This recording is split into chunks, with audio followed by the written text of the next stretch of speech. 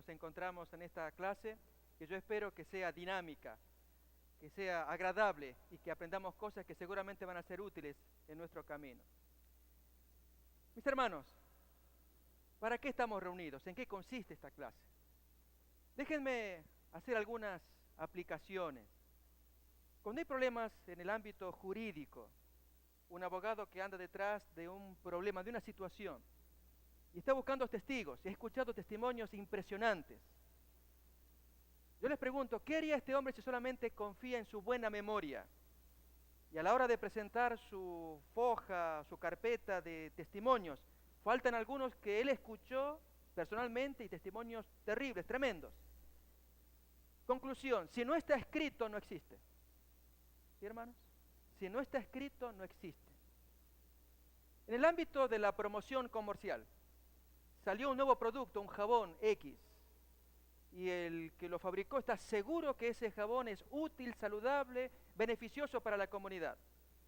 Pero si la gente no lo vio a través de una promoción comercial, si no lo vio, no existe. Por más que el dueño, el fabricante diga, sí que existe, yo lo tengo conmigo. Y él puede hablar que existe el producto, pero el cliente, el potencial cliente, tiene que haberlo visto. Hermanos, con el tema de investigación teológica, investigación general que queremos ver en estas horas, ocurre algo similar. Usted puede tener ideas tremendas. Yo digo más, hermanos, nosotros necesitamos ideas en la iglesia adventista. Todos los que estamos aquí somos personas que amamos a la iglesia de Dios. Y están ocurriendo problemas en la iglesia. Hace un momento charlaba con una hermana, una charla agradable. Problemas que surgen, que se levantan. Déjenme contarles algunos, recientes. Hace 3 o 4 semanas atrás, en Glacier View, Colorado, acabó de finalizar un encuentro de fe y ciencia con teólogos y científicos adventistas. Curiosamente, en el mismo lugar donde hace más de 20 años atrás tuvimos otro problema en otro orden con Desmond Ford y su enfoque del santuario, si ustedes se acuerdan.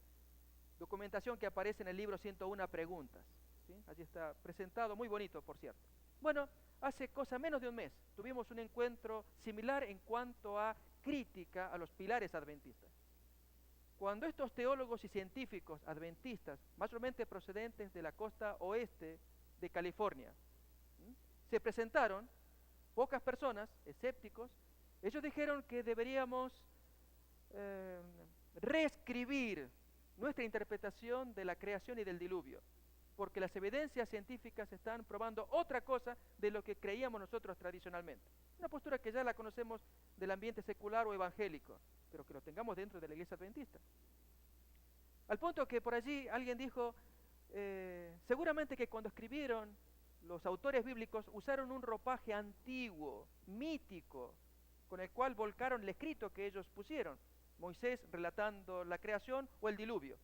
Pero hoy la ciencia, con todo su conocimiento y avance, logra quitarle el ropaje mitológico y entonces poner allí al lector común, profano de este siglo, la realidad. ¿Y cuál es la realidad? Lo que las evidencias científicas muestran, que debemos creer más en la evolución que en la creación. Hermanos, con ese tipo de planteo, ustedes imagínense que hubo idas y venidas, y entonces van apareciendo nuevas cosas, que son los informes. Informes. ¿Qué es lo que queremos charlar, hermanos? Uno de ellos es el del doctor Humberto Rassi, un doctor nuestro adventista, un hombre muy capaz. Y en un informe que él presentó a un círculo pastoral donde circulaban estas informaciones del encuentro de fe y ciencia, trajo planteos que hacían pensar, hermanos, bonitos, bonitos. Uno de ellos, si estos se les apodan muchachos del oeste, una forma común de llamarlos, traen sus ideas como traen, donde piden revisar nuestros postulados adventistas, fiarnos más de la evolución de la ciencia moderna y creer, según ellos piensan, que habría que quitarle el ropaje mitológico a los relatos antiguos, creación y diluvio. Entonces, ¿a dónde va a parar los dichos de Jesús del Nuevo Testamento? Donde él afirmó que Adán y Eva eran históricos, Marcos capítulo 10. Donde afirmó que Noé y el diluvio es histórico, Lucas 17. ¿Qué diríamos de San Pablo, que afirma lo mismo? Tenemos que hacer una revisión total y completa. Pero hermanos, varios puntos más puso Rassi. Lo interesante es que cuando uno va leyendo, el informe que él puso, a usted lo va llevando a tomar una postura, una decisión.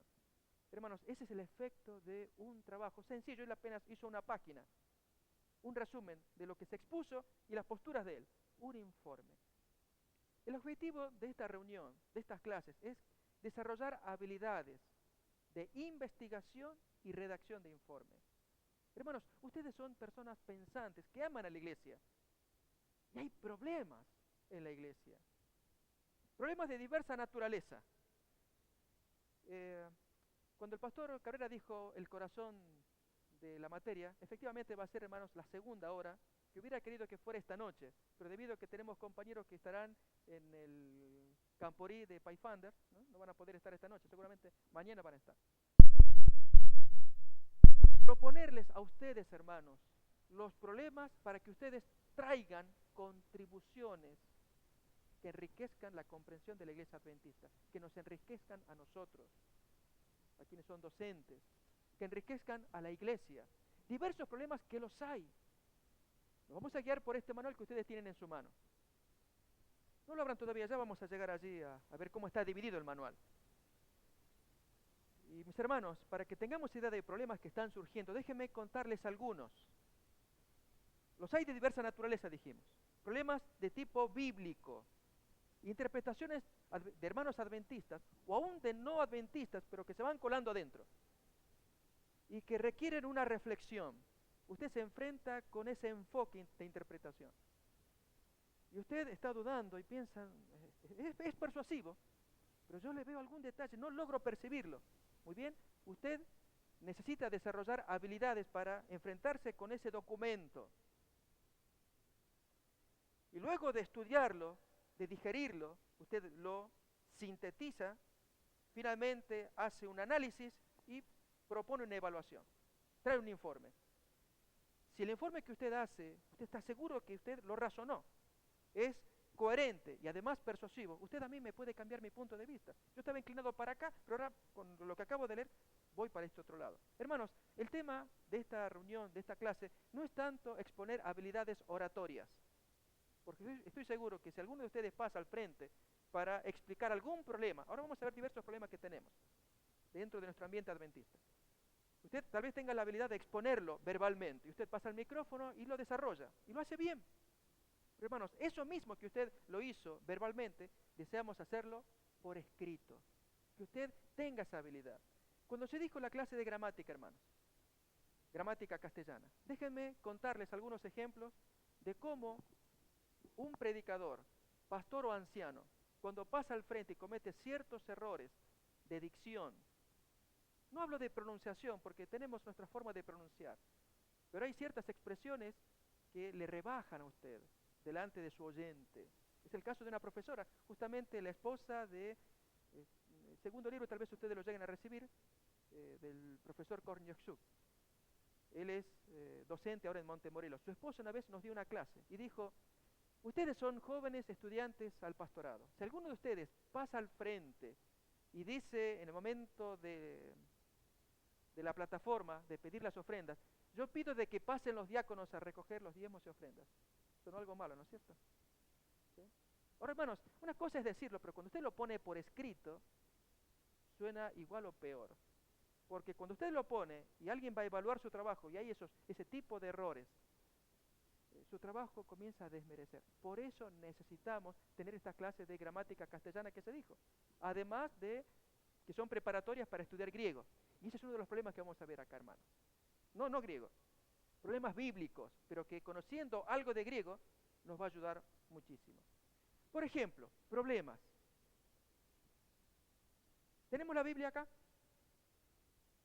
Voy a hacer, hermanos, que haya división acá en esta reunión. Pastor, en lugar de proponer soluciones, usted divide acá. ¿Qué es esto? Apocalipsis capítulo 22, versículo 14.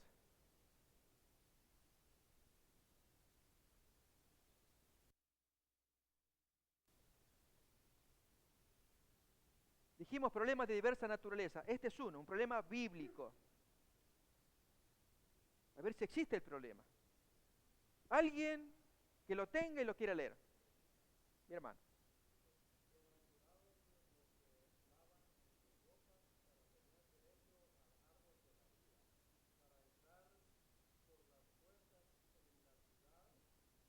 Muy bien.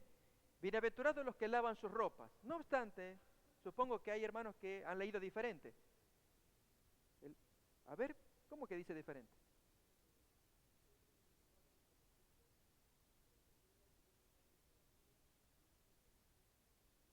Dichosos los que guardan los mandamientos. ¿Hay alguien que tenga parecido? Bienaventurados los que guardan los mandamientos. ¿Alguien por acá? La hermana allá, por favor, ¿lo puede leer en voz alta? Muy bien, es la misma traducción. Algo que diga, bienaventurados los que guardan los mandamientos. Así, en esos términos. El hermano allá.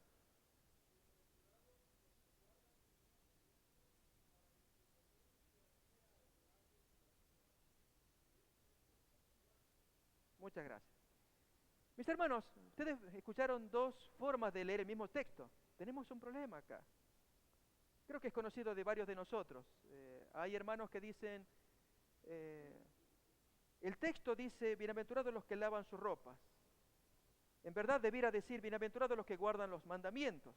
Seguramente hay una corriente que está tratando de quitar de en medio el asunto de la obediencia a los mandamientos para imponer otra traducción nueva, diferente. Algunos piensan así, mis hermanos. No es eso. Acá se trata de un problema bíblico que sería interesante resolver. ¿Cuál es la lectura correcta? Yo dije que iba a haber división. Hermanos, hay personas que piensan que la lectura correcta es guardar los mandamientos, porque Dios quiere que ensalcemos los mandamientos. Así lo dicen otros textos, Apocalipsis 12, 17, capítulo 14, 12. Y por lo tanto, en 22, 14 debería decir lo mismo. ¿Será así? O hermanos, una investigación ¿no confirmaría mejor las posturas? Y digo más, hermanos, ¿quién no dice que una investigación sesuda, bien hecha, más bien mostraría lo contrario que la lectura primera que trajo el hermano?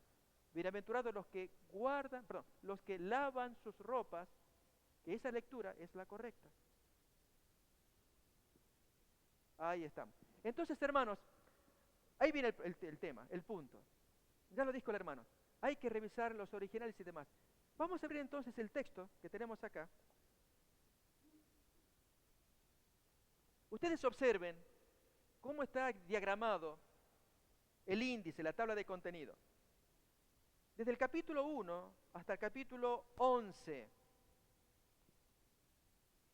Tiene todo que ver con respecto a la investigación, a la evaluación y final redacción de una investigación. Y luego, capítulo 12 en adelante, son los distintos tipos de investigación. Fíjense en el capítulo 12, exégesis bíblica como investigación, los 7 pasos que ahí se sugieren para una investigación, y ahí aparece el griego. Y hermanos, en un caso como el que acabamos de escuchar, donde estamos leyendo dos lecturas diferentes, y de buenas Biblias, Biblias solventes, y un hermano que va a predicar la palabra de Dios dice, de esto debería leerse así, el otro dice, no hermano, tú lees esta otra Biblia, dice de otra manera. Y entonces hay una confusión. Pues bien dijo el hermano, investigando los originales. Pero hermanos, como no tenemos acceso a los originales, vamos a ver otros medios y vamos a llegar a buenas conclusiones. Así que este es un tipo de investigación. ¿Cuál es? La investigación como exégesis bíblica. Exégesis significa interpretación, explicación. Ese es el significado de la palabra exégesis. Hermenéutica es sinónimo también. Es cómo usted puede seguir 7 pasos, como los que se sugieren acá, para llegar a una definición. Usted investigó el caso, reunió información, usted evaluó las fuentes, las sopesó, luego las ordena y cuando las redacta, las hace en cierto formato inteligible, un formato convencional, ya tiene sus reglas de juego, de modo que entonces usted intenta persuadir a su lector, sea el maestro, sea su jefe, donde usted se encuentre. Usted tiene un material, usted cree que eso es válido, es útil. Bueno, hermanos, estos son los primeros 11 capítulos, tratan de ese punto. Los que viene ahora entonces son los diferentes tipos de investigación. Muy bien, exégesis bíblica, 7 pasos. Segundo tipo de investigación, el capítulo que sigue, investigación descriptiva.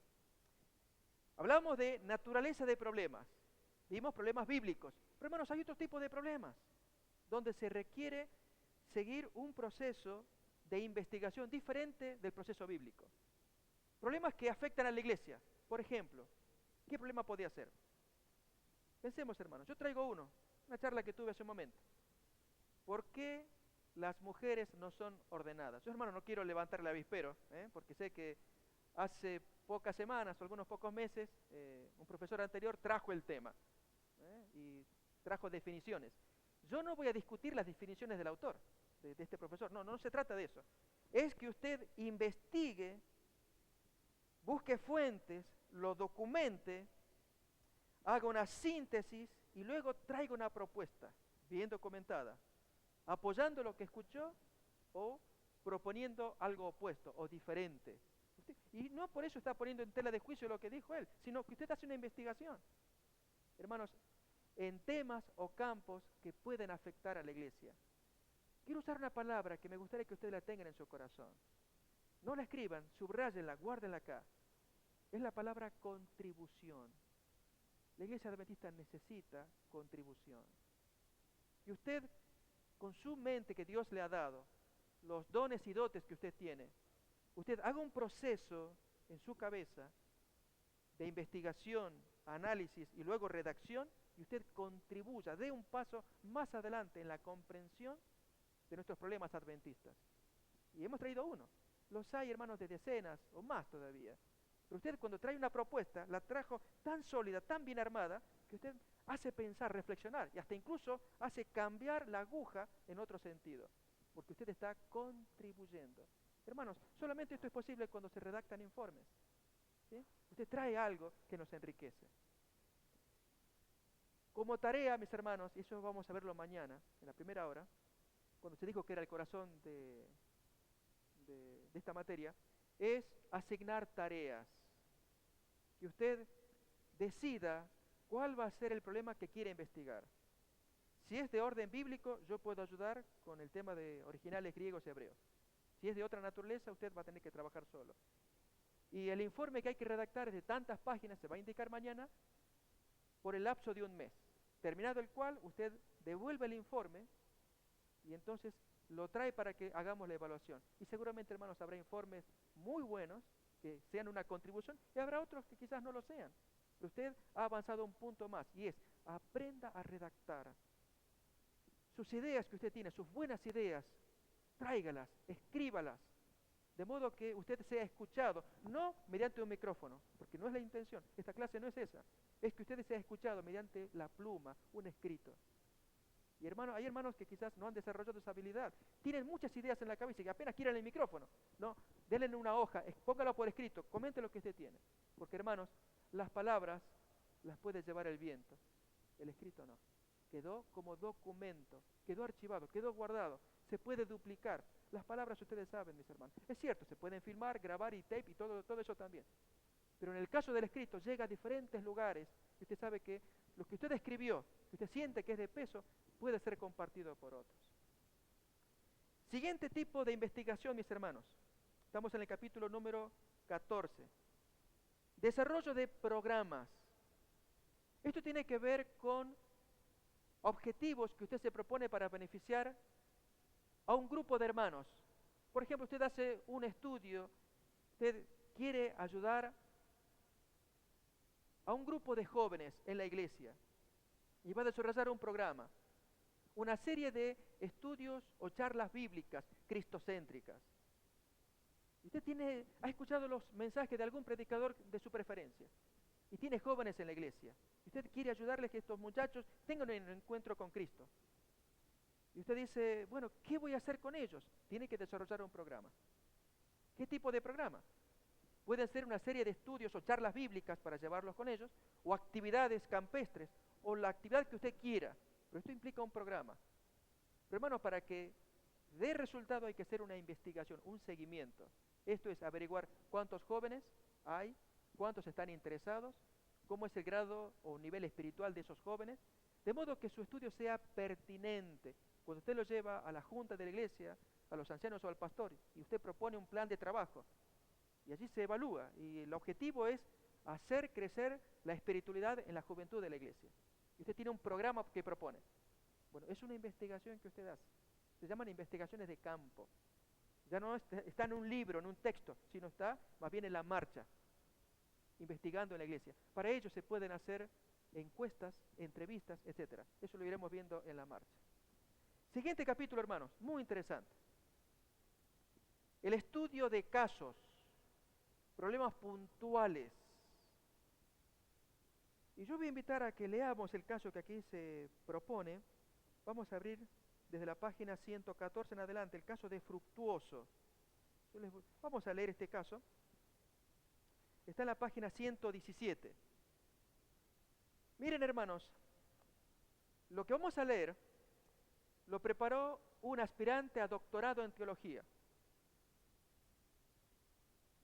Esto significa que es un nivel alto, grande, y sin embargo un problema sencillo, pero requería investigación.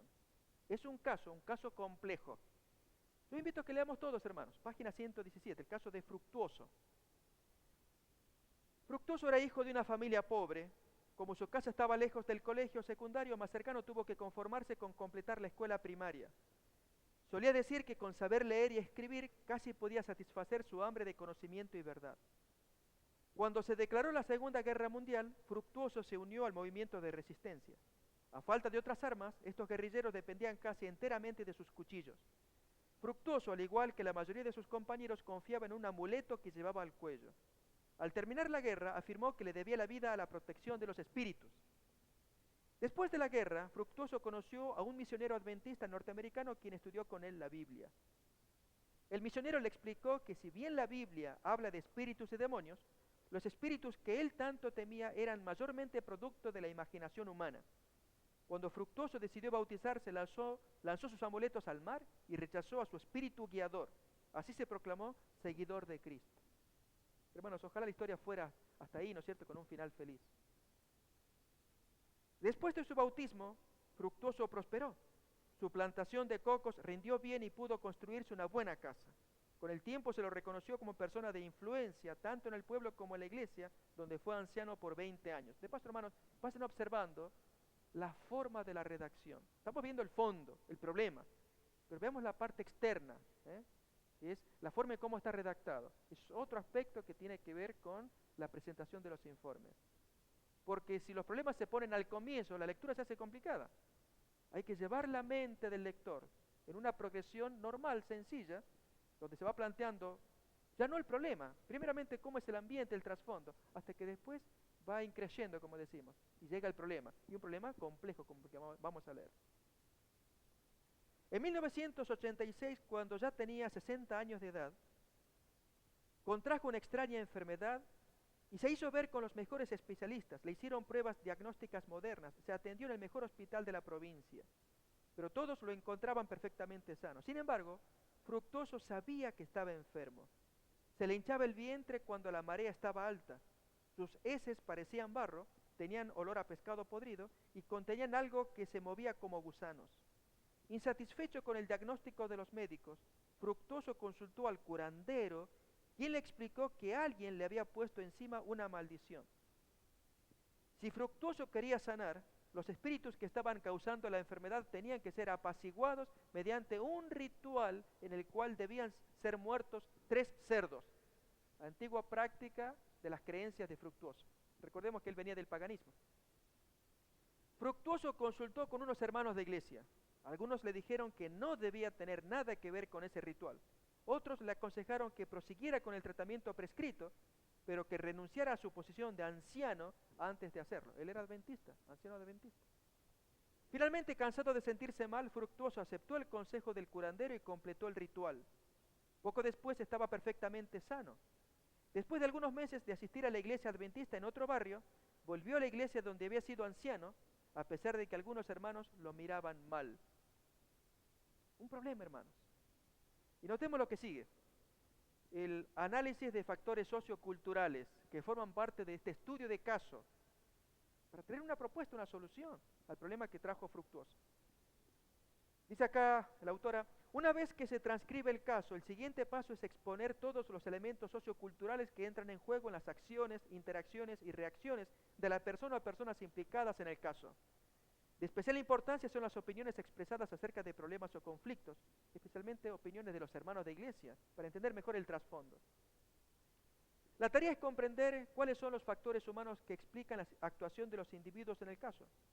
Hay que considerar, por ejemplo, aspectos sociológicos, psicológicos, culturales, económicos, históricos, geográficos, etc. Al hacer esa investigación, mis hermanos, luego se pone el escrito. Pregunto, hermanos, a ver la buena memoria de ustedes. ¿Hay alguien que practicó este hecho y lo puso en la Biblia? ¿Quién es? No. Expresé mal mi pregunta. No Fructuoso. El investigador de Fructuoso, que de paso ahí da el nombre, Reuel Almocera, aparece al pie de página. El cristianismo que se encuentra con el mundo espiritual filipino, un caso de estudio.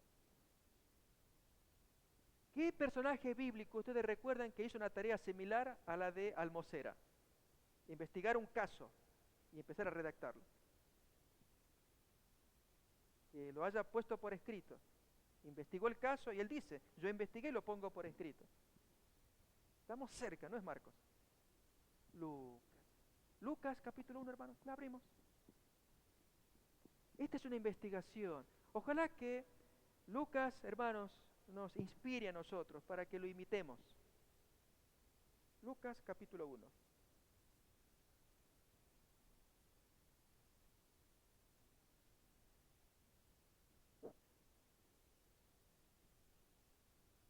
Versículos 1 en adelante. Puesto que ya muchos han tratado de poner en orden la historia de las cosas que entre nosotros han sido ciertísimas, tal como nos lo enseñaron los que desde el principio lo vieron con sus ojos y fueron ministros de la palabra, refiriéndose a los apóstoles, me ha parecido también a mí, después de haber investigado con diligencia todas las cosas desde su origen, escribírtelas por orden, oh excelentísimo Teófilo, para que conozcas bien la verdad de las cosas en las cuales has sido instruido. Hermanos, si tuviéramos que hablar de evangelios preferidos, con cuál nos sentimos cómodos, ustedes saben que los evangelios se dividen en dos grandes grupos, los sinópticos, los tres primeros, y el evangelio de Juan, que tiene otra naturaleza. No sé si alguno tiene alguna preferencia especial por uno u otro evangelio, podría ser. Pero el caso de Lucas, mis hermanos, muestra a un hombre sentado en los asientos como ustedes, un hombre deseoso de conocer las verdades, ponerlas por escrito para que otros las conozcan también.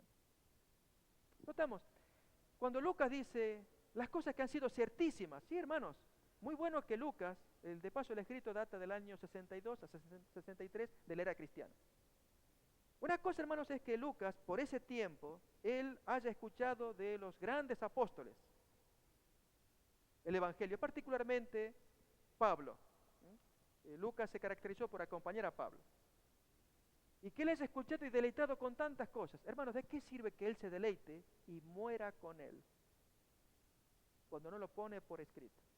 Así puede pasar con usted o conmigo cuando usted tiene ideas muy buenas. Usted ha leído algún artículo, algún material, y apenas quizás lo comenta verbalmente. Pero si usted no lo pone por escrito, hermanos, no florece, no prospera. El movimiento adventista prosperó gracias a las predicaciones de Guillermo Miller. ¿Recuerdan el movimiento millerista? Pero hubo un momento en que hubo que poner por escrito porque este hombre no abarcaba tantos lugares. Y cuando todas las conferencias que él daba iban por escrito, hermanos, esto después se fotocopiaba, se duplicaba y decían, esas son las predicaciones del pastor Miller, y esto iba por todos lados. Y así se diseminaba el evangelio. No necesariamente porque Miller estuviera aquí y allí toda la gente, allí creciera la comunidad. Los escritos de Miller, aún libros que él publicaba, se esparcían. Hermanos, el evangelio de Lucas se esparció. Felizmente que él lo puso por escrito, no que haya muerto con él. Aún más, no solamente el evangelio de Lucas, hermanos, ¿qué más le debemos a Lucas? Hermanos, qué hermoso libro, incomparable en su naturaleza, un libro histórico. Hay libros que son incomparables, ustedes saben, Apocalipsis es único en su género, en el Nuevo Testamento, tenemos en el Antiguo de igual manera Daniel, pero en el caso de Hechos de los Apóstoles, hermanos, ¿qué otro registro tendríamos justamente de Hechos de los Apóstoles? Hechos del Espíritu Santo más bien, a través de los apóstoles, escrito por el mismo Lucas. A ver, leamos Hechos capítulo 1, otra vez, un hombre investigador que puso por escrito Ese es el objetivo de esta materia, investigar y poner por escrito. Hechos capítulo 1, versículos 1 en adelante.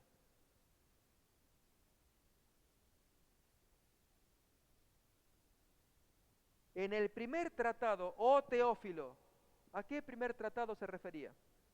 Al Evangelio de Lucas. Hablé acerca de todas las cosas que Jesús comenzó a hacer y a enseñar, hasta el día en que fue recibido arriba, después de haber dado mandamientos por el Espíritu Santo a los apóstoles que había escogido, a quienes también, después de haber padecido, se presentó vivo con muchas pruebas indubitables, apareciéndoseles durante 40 días y hablándoles acerca del reino de Dios. Y así entonces comienza la historia de Hechos de los Apóstoles. Una transición casi natural que él está haciendo, habiendo dejado el primer escrito para comenzar el segundo. Mis hermanos, nos sentimos acicateados para trabajar durante un mes. Usted se toma el tiempo, usted escoge el tema. Mañana vamos a charlar más acerca de las propuestas. Hoy vamos a traer algunos problemas, sobre todo de texto bíblico. Y como quisiera que fuera participativa, hermanos, vamos a traer problemas. En voz alta quizás se pueden grabar mejor. Que usted siente que hay en la iglesia. ¿Y qué se puede hacer para solucionarlo? ¿Cómo investigar? ¿Cómo desarrollar habilidades? Para que la propuesta suya sea una verdadera, ¿qué palabra dijimos hace rato? Que ve que es contribución. Que sea una contribución. Hermanos, no queremos solamente problemas, queremos soluciones. No podemos negarnos al hecho de que hay problemas. No podemos cerrar los ojos. Existen los problemas, pero más nos interesan las propuestas, las soluciones. Ustedes saben, en el ambiente político, ¿cuántos partidos opuestos al oficialista critican y dicen muchas realidades ciertas de los problemas que hay? Pero pocos a veces traen soluciones. Y hermanos, acá queremos soluciones. Problema que fuera, bíblico, de caso, problemas generales de la iglesia. Que así como ocurre con los sermones, que se dividen en dos grandes grupos, los expositivos y los temáticos. El expositivo es un sermón basado en el texto bíblico. El temático es un sermón basado en un tema general, como puede ser el alcohol, la indumentaria. Así también, hermanos, con respecto a la investigación.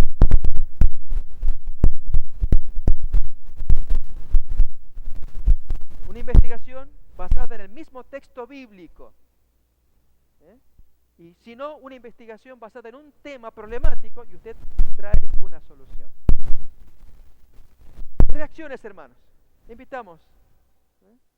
Es participativa la clase. En voz alta, bien fuerte, comparta su primera impresión, su opinión. ¿Una mano, dos manos? Mientras se están arreglando aquí el equipo de sonido. Opiniones, hermanos, impresiones, reacciones.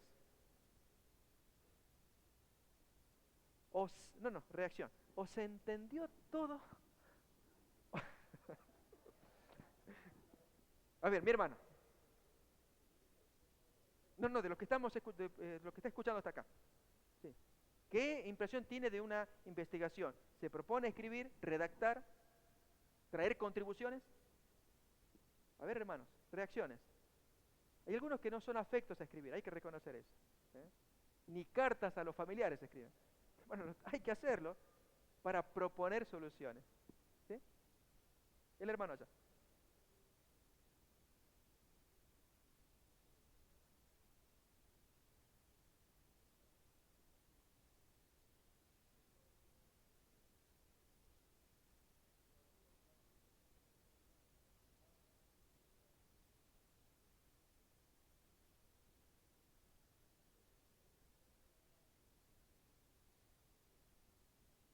Muy bueno. Para que el escrito pegue, hermanos, el escrito tiene que estar bien hecho, tanto en la forma externa como en el fondo, en el contenido. Si ambos son de peso, solventes, persuasivos, Dios llevará ese escrito donde corresponde. Dios es el que maneja estas cosas. Hermanos, tenemos derecho a expresarnos. Y ustedes si tienen ideas, yo no digo que expresemos críticas porque acá no estamos fomentando rebelión, no, al contrario. Si existe rebelión, a ver cómo contribuimos con un aporte escrito, más que hablado. Lógicamente es cierto lo que el hermano bien dice. Y a veces se oye más la palabra que el escrito. Pero hermanos, hay personas que escriben pocas líneas, tienen ideas claras, saben redactarlas. Y pega, llega. Y ese escrito se reproduce Hermanos, la hermana White, ustedes vieron la forma en cómo ella redacta, cómo escribe.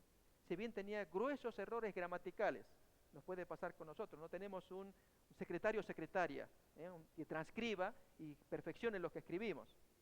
Lamentablemente tenemos que ser el redactor, el autor y a la vez el que corrige, el corrector, nosotros mismos, como individuos. Pero cuando ponemos el escrito, Dios utiliza a donde corresponde y llega y cumple su destino. No deberíamos desanimarnos por eso, hermanos, que a veces creemos que se llega mucho más hablando que escribiendo. El escrito, cuando lo hacemos con pocas páginas, porque la tarea va a ser de pocas páginas, si usted lo hace bien, seguramente va a ser útil. Mi hermano.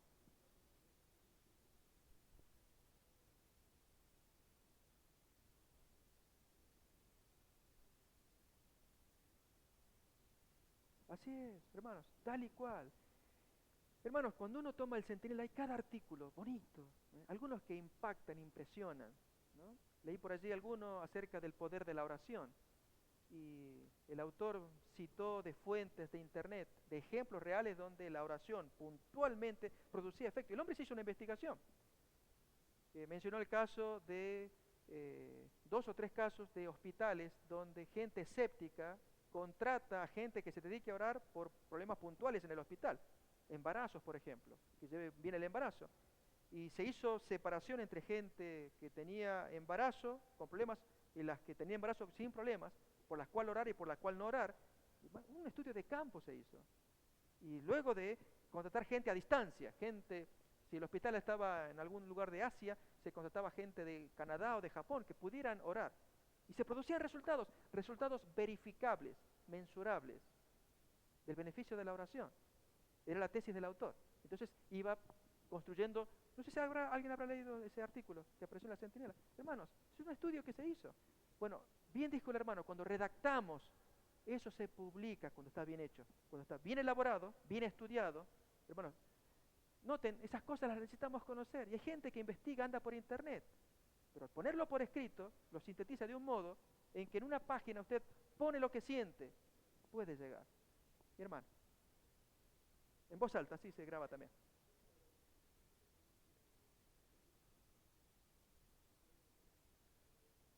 Más pueden escribir mejor. ¿Cómo haría usted, cómo nos ayudaría a poder darnos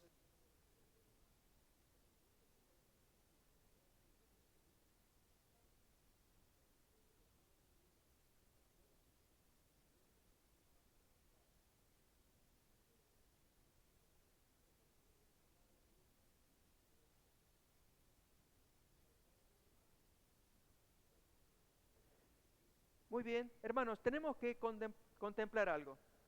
Somos personas de trabajo, tenemos nuestras obligaciones, el escaso tiempo, atender la tarea secular, la familia y las obligaciones de la iglesia y más otros asuntos. No somos profesionales, estoy hablando así de los hermanos en general, no están en esa condición. Sin embargo, el problema que él trae es muy real. ¿Cómo desarrollar habilidades? Hay una palabra que es clave, motivación. Cuando una persona se siente motivada, empujada, pinchada, lo hace. Yo voy a traer algunos problemas ahora, sobre todo de textos bíblicos, ¿sí? Para que uno se sienta aguijoneado. ¿Qué es esto? Me están moviendo el piso, decimos por ahí, ¿no? Yo había entendido de una manera, ahora lo veo de otra manera. ¿Qué es esto? ¿De dónde me metí? Entonces, no, esto no va a quedar así. Déjenme que les cuente algo, hermano. Lo voy a provocar a mi hermano. ¿eh? Provocarlo para estimularlo. Como dice Hebreos capítulo 10, estimularnos a las buenas obras. Yo estimularlos a la investigación, a la lectura. ¿Sí? Mis hermanos, hace poco estudiamos en el folleto de la lección de la escuela sabática el uso de la palabra santuario en el libro de Hebreos. La palabra santuario, o el término en griego en sí, que se traduce como santuario, se utiliza 10 veces en el libro de Hebreos. Y se traduce como lugar santo, lugar santísimo y como santuario. ¿Sí? Las traducciones del libro de Hebreos, capítulo 8, capítulo 9, capítulo 10 y capítulo 13, donde están los 10 usos de hagia, tonhaion, palabras en griego, se traducen de diversa manera, la expresión griega. Lo cierto es que la traducción cuando aparece la palabra lugar santísimo, crea conflicto, que apoya, favorece a aquellos críticos adventistas. Es el caso de evangélicos o aún detractores adventistas que dicen, entre ellos de Montfort, que dicen que cuando Jesús ascendió en el año 31 al cielo, entró directamente al lugar santísimo. Porque Marcos capítulo 16, el penúltimo versículo, dice que cuando Jesús subió al cielo se sentó a la diestra de Dios, al lado del trono de Dios. Cuando Esteban estaba siendo apedreado, antes de ser apedreado, observó a Jesús al lado de la diestra de Dios. Hebreos capítulo 1 menciona que Jesús, luego de la purificación de los pecados, se sentó a la diestra del trono en la majestad en los cielos. Y así textos similares que mencionan que Jesús se sentó a la diestra de Dios. Hermanos, ¿dónde está el trono de Dios? ¿Dónde se supone que está? A ver. Dice en lugar santísimo, ¿sí? Por lo tanto, vamos haciendo las concatenaciones, las uniones, las relaciones. Si Jesús subió en el año 31 al trono de Dios, y se supone que el trono de Dios está en el lugar santísimo, conclusión, Jesús se sentó en el lugar santísimo en el año 31. Por lo tanto, los textos de Hebreos que mencionan que Jesús se sentó o está en el lugar santísimo, pues corrobora que Jesús en el año 31 ya fue allí. Y por lo tanto, ¿qué pasa en 1844? ¿Será que del lugar santísimo, luego en algún momento se volvió acá y pasaron 1800 años hasta que en 1844 pasó nuevamente al santísimo? Si ya había entrado ahí desde el año 31. Bueno, hermanos, ustedes noten, ese es un planteo que se trae. En primer término, como respuesta, ustedes noten, ese es un problema. Ahora la respuesta, ¿cómo debiera ser presentada? Por escrito. ¿Sí? Y hermanos, yo traje un problema, hermano, lo vamos a resolver ahora. ¿Sí? No nos vamos a quedar con la intriga o aún el desconcierto hasta tener algo redactado, sino ahora lo conversamos. Pero que esto sirva como incentivo para la investigación, para la lectura. Ese es el propósito.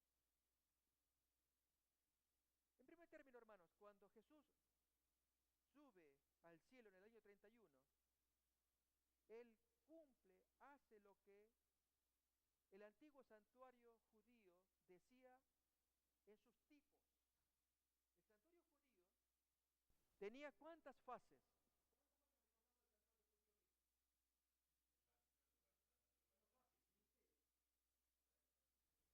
¿Cuáles son?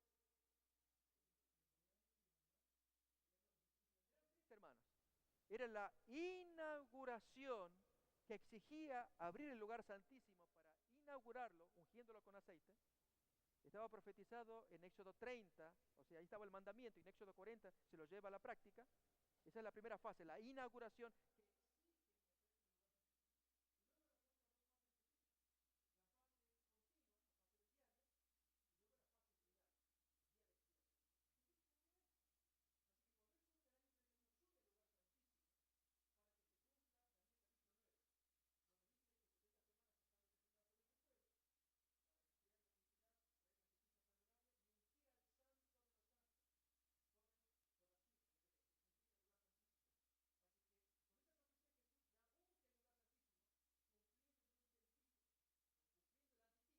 Que era el tipo.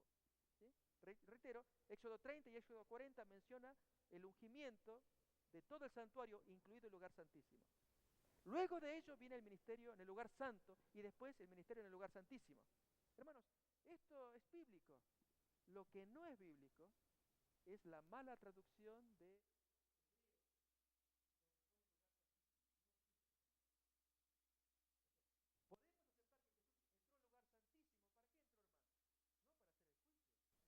para inaugurarlo. Daniel capítulo 9. Y luego de inaugurado,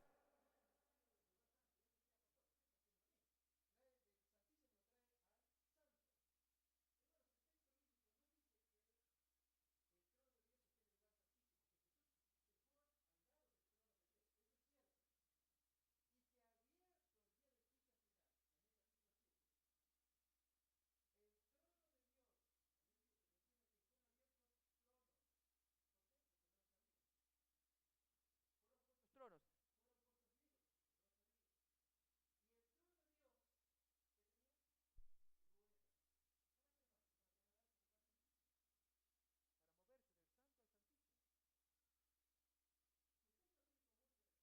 muestra que Dios efectivamente estaba en su trono, pero no necesariamente en el lugar santísimo, cuando o antes de 1844. Daniel capítulo 7 muestra 1844 el lugar santísimo abriéndose y que entra el trono de Dios con ruedas. El texto menciona que tenía ruedas. Hermanos, no es difícil de entenderlo. Lo que sí no se acepta, o por lo menos este servidor no acepta, es la mala traducción de nuestra Reina Valera en los textos que aparece el lugar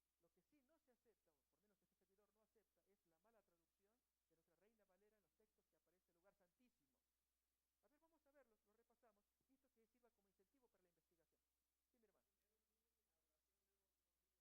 Sí, mi hermano. Tres fases. La fase de la inauguración, la fase continua o diaria, y luego la fase final, el día de expiación.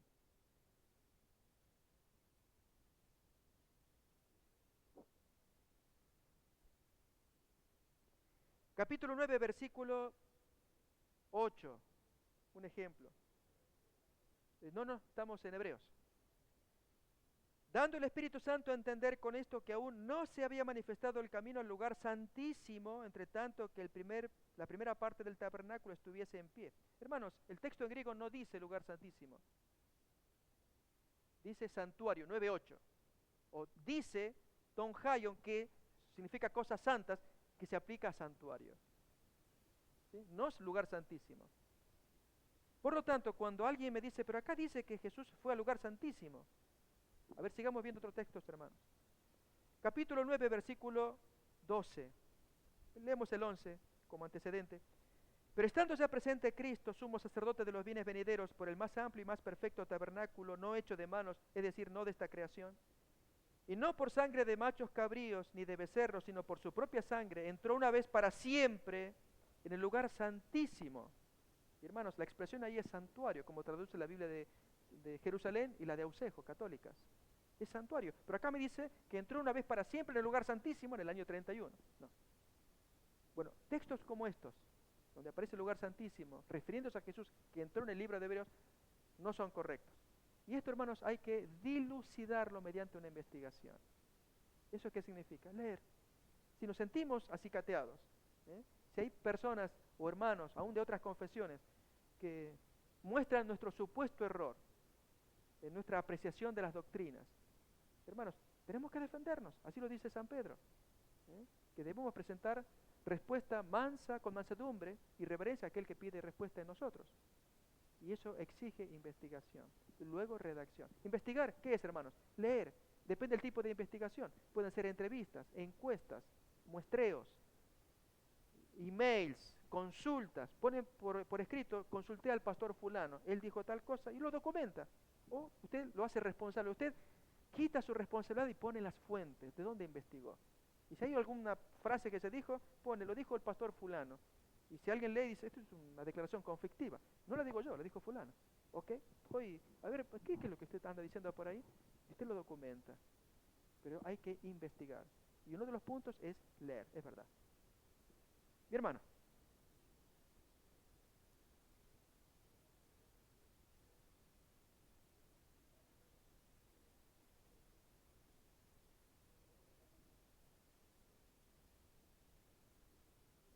Así es.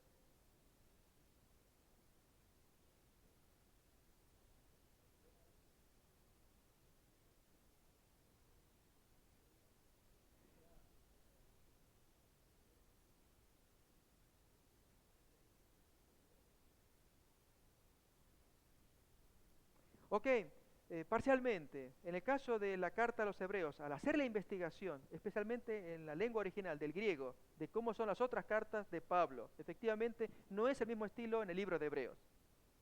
No obstante, las ideas que están en Hebreos se nota que son paulinas, por ciertas expresiones que aparecen en las otras cartas. Entonces, ¿cuál es la solución allí al problema? Que si bien Hebreos es paulino, tal vez no sea de Pablo, es decir, es un escritor alumno de Pablo. Pablo solía hacer esto, de tener escribientes, y allí entonces cuando ponen por escrito, los escribientes lo hacen en nombre de Pablo. La hermana Juan dice que es Pablo, ella menciona que es así, y nosotros lo aceptamos, como no sabemos quién es el autor. Esa podría ser una solución, la que estoy diciendo, no a nivel nuestro, hermano, porque si lo dice el Espíritu de profecía, lo aceptamos, es de Pablo. Pero la comunidad de incrédulos y cuánta cosa podemos decir que un escribiente de Pablo trae las ideas de Pablo, aunque él pudo haber escrito las suyas. De paso, hermanos, Juan capítulo 8 es un ejemplo. Ese texto no es de Juan. Es otro problema para estudiar. Problemas bíblicos, recuerden que dijimos, ¿no? Juan capítulo 8. ¿Recuerdan qué historia es esa? Lo de la adúltera. Una de las historias más bellas de la sabiduría del Señor. Sin embargo, no está en los manuscritos antiguos originales de Juan. ¿Cómo es eso? ¿Cómo apareció? La hermana White cuenta al respecto. Así que es inspirado por Dios, hermanos. Lo aceptamos como tal. ¿Cuál es la solución para ese caso? Que es escrito, al no estar en los antiguos manuscritos donde aparece el Evangelio de Juan, no, está ausente allí. Es un manuscrito tardío. Entonces la solución es aceptar que es de un seguidor, de un discípulo de Juan, que lo escribió con el pensamiento de Juan. Y entonces está allí y lo aceptamos como inspirado. Hermanos, no hay problema en esto si recordemos que la composición del Nuevo Testamento es por tradición oral. Lo contó Lucas. Dice, a mí me han contado la historia, me han contado. Bueno, yo me propuse investigar. Bueno, en el caso de Lucas hizo una investigación. Pero en el caso de Marcos o Mateo, muy posiblemente, hermanos, ellos recibieron las historias y la ponen por escrito. Así también este discípulo de Juan, que recibió la historia de su maestro y lo pone por escrito, Juan capítulo 8. Y así es como luego entra con el paso de los siglos a formar parte del canon de Juan. Noten que no estamos aquí desmereciendo al apóstol Juan, sino diciendo cómo se está formando el canon bíblico.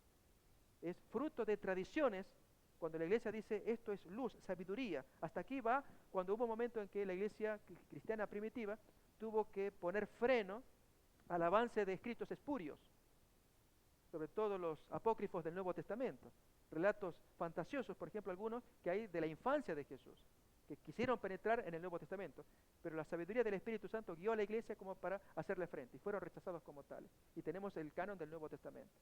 Todo ello, hermanos, implica una investigación, y allí hay autores que tratan de introducción al Nuevo Testamento y cuentan estas historias.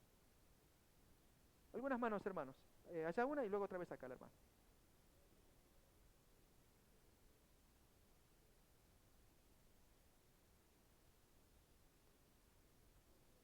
Don Hagion, que significa de las cosas santas. Don Hagion. Bueno, entonces ya que estamos en el asunto, hermanos, no es una clase de griego esto, ¿sí? Así que una probadita.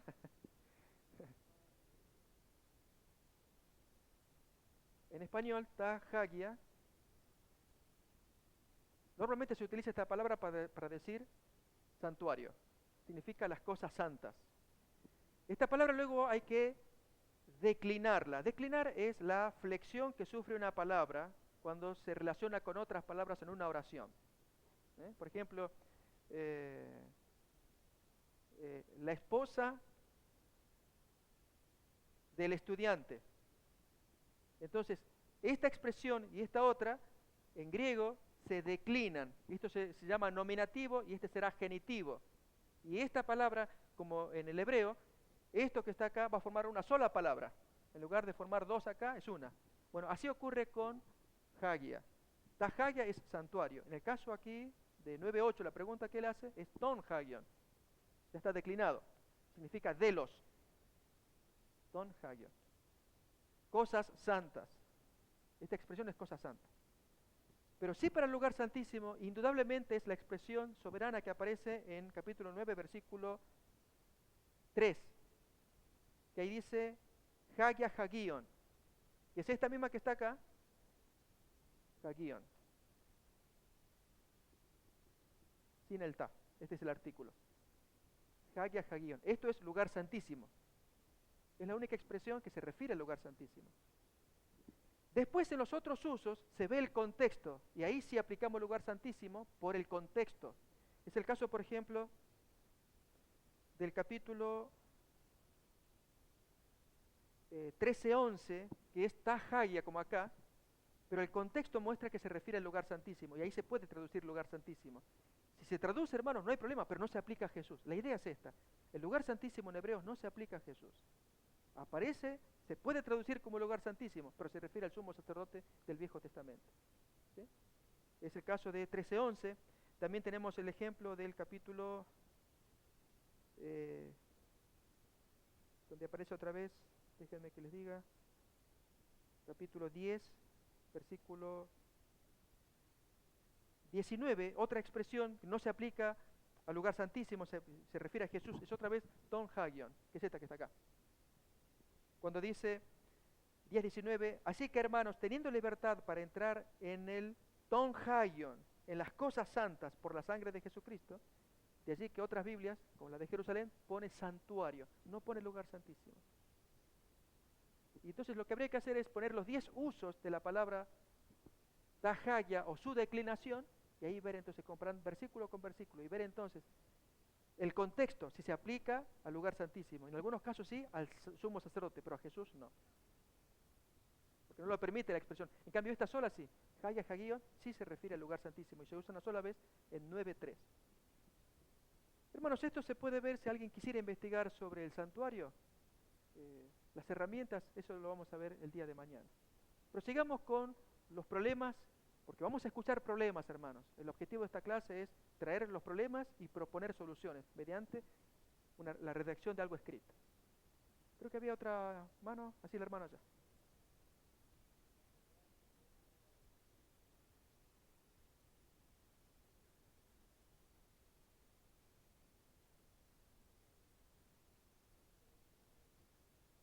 Así es. Tiene que ver con el capítulo 12 del manual, que usted lo tiene acá, es exégesis bíblica como investigación. Ahí trata ese punto.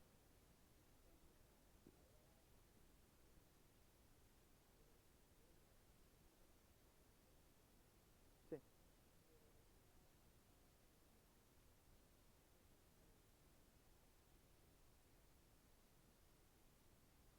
Como traducción fila original es mejor la Biblia de Jerusalén, pero la cadencia que tiene, el impacto que produce la Reina Valera es inigualable.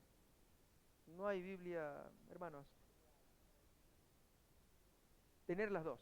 Y donde entonces no armonizan, preferir la Biblia de Jerusalén, pero seguir mejor la Reina Valera porque produce un efecto psicológico, la forma en cómo está redactado, cómo nos lleva a nosotros, quizás cómo lo habremos conocido, tiene un mensaje mucho más poderoso.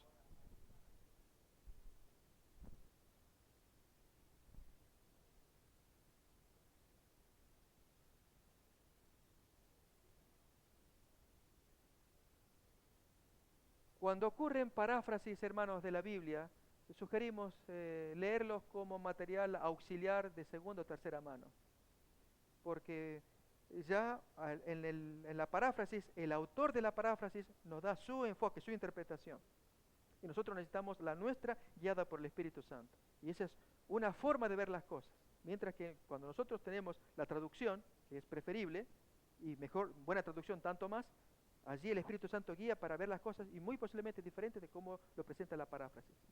Sí,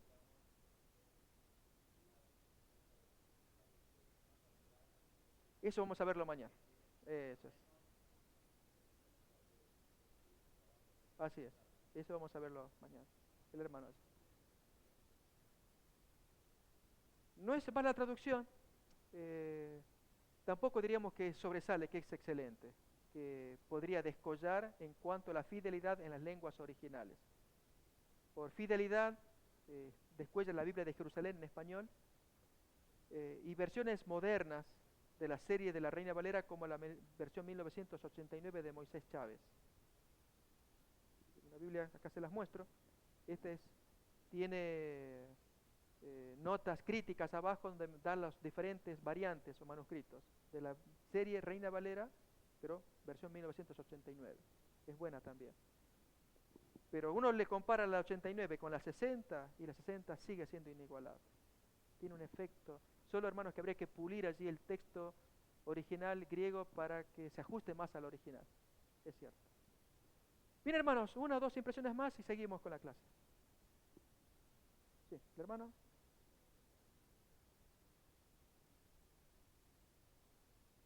La Reina Valera 2000 dice al comienzo que está basada en la 1909 y ahora vienen los problemas de la 1909. Ahora vamos a comentar. Otra impresión más, hermanos.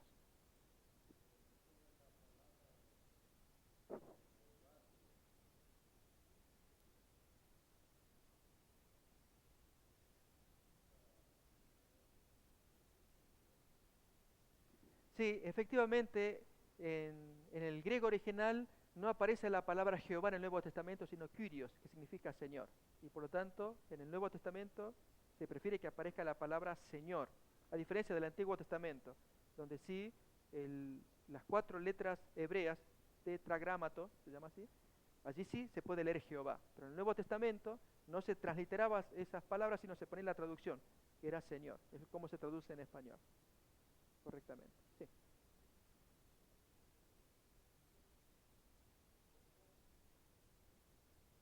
Ok, ¿en qué textos? ¿De Jerusalén? Ok, pero esto ocurre en el Antiguo Testamento. En el Nuevo Testamento habría que ver en los textos. ¿Ok? Bueno, mis hermanos, vamos entonces a ver estos problemas que les estoy trayendo.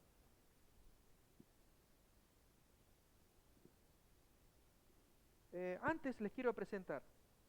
Este libro está escrito por un pastor, 1930 aproximadamente la fecha, en que intenta reivindicar la línea de la King James. ¿Quién no ha escuchado, no es cierto?, la Biblia de Jacobo, del rey Jacobo. Se levanta un conflicto entre los hermanos, sobre todo adventistas, que nos interesa la tradición bíblica, con cuál texto bíblico quedarnos. Y recuerden, hermanos, esto estamos comentando porque a la hora de preparar un problema bíblico, ustedes hay cosas que las puede recordar y luego las pondrá por escrito. La King James data del año 1611, cuando se traduce la Biblia con la aprobación del rey Jacobo, o el rey James, se convierte en estándar como puede serlo la Reina Valera para nosotros. Solo que los manuscritos que se utilizaron, lo dice acá en la introducción de esta traducción, eran los pocos disponibles que se contaban en ese tiempo. La primera vez que aparece es el año anterior de las tesis de Lutero. En 1516, Erasmo, que era una enciclopedia caminante, produce el primer Nuevo Testamento completo, editado directamente del griego. La imprenta hacía más de 60 años que ya estaba inventada, entonces, cuánto más que favorecía el tener directamente los originales. Fue un impacto. El mundo erudito de ese tiempo decían, por fin tenemos el Nuevo Testamento original. Solo que Erasmo, que hizo una enorme tarea, este hombre buscó los manuscritos que tenía a su alcance en algunas bibliotecas, y eran pocos los manuscritos. Con el paso de los siglos, ese texto de Erasmo comienza a ser revisado. El texto de Erasmo se llama con el tiempo el Textus Receptus, o texto recibido. Surge una corriente crítica de varios pensadores, entre los que descuellan Westcott y Hort. Y por 1881 producen una edición crítica del Nuevo Testamento griego, que choquea, que impacta. Una versión que se hace memorable. Estamos siempre hablando del Nuevo Testamento. Cuando se produce esa versión de manuscritos griegos en el Nuevo Testamento, era como la de Erasmo, pero tenía diferencias. Y entre ellas la diferencia de Apocalipsis 22:14 que acabamos de leer. Diferencias. En un texto decía de una manera, el otro texto decía de otra manera. Ahora bien, hermanos, cuando siguen las décadas, de las dos corrientes, que es la corriente del Textus Receptus de Erasmo, que se caracterizó por ser la primera Biblia del Nuevo Testamento publicada en griego, pero basada en pocos manuscritos disponibles. Mientras que la otra corriente es la edición crítica, basada en manuscritos más antiguos, papiros y cuánta cosa que se va descubriendo y va mostrando que había que pulir textos, modificar, e incluso se observan errores. Y déjame ver entonces, esto va a servir para la investigación. Apocalipsis 22:14, ¿cuál es la diferencia entre uno y otro? Notamos acá en el pizarrón.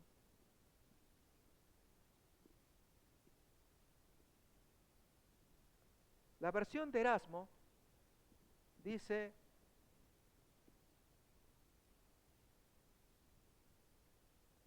eso significa dichosos, bienaventurados.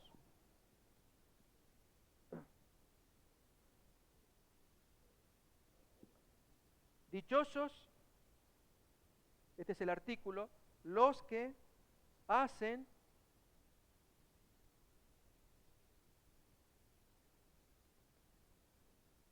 hacen o guardan los mandamientos de Él. Y pongo entonces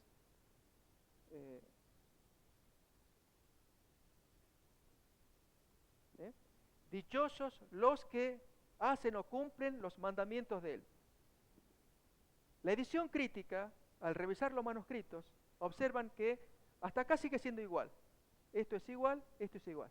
Pero aquí cambia la cosa.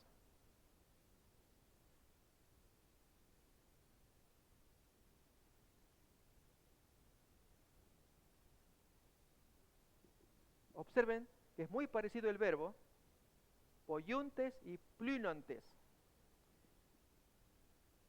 Y acá es las, igual el mismo artículo, mientras que acá significa mandamientos, aquí es ropas de ellos. Aquí cambia también. Este manuscrito, la edición que usó Erasmo, es tardío. Data del siglo XI o XII. Eran los manuscritos de ese tiempo. Pero escarbando más antiguamente, vemos otros manuscritos, y noten la diferencia, que aquí, cuando el redactor escribe, por este ser más antiguo, puso originalmente plynontes. Con el paso de los siglos, el autor o el escriba, el copista que observó esta palabra, la cambió por esta, poiuntes, muy parecido.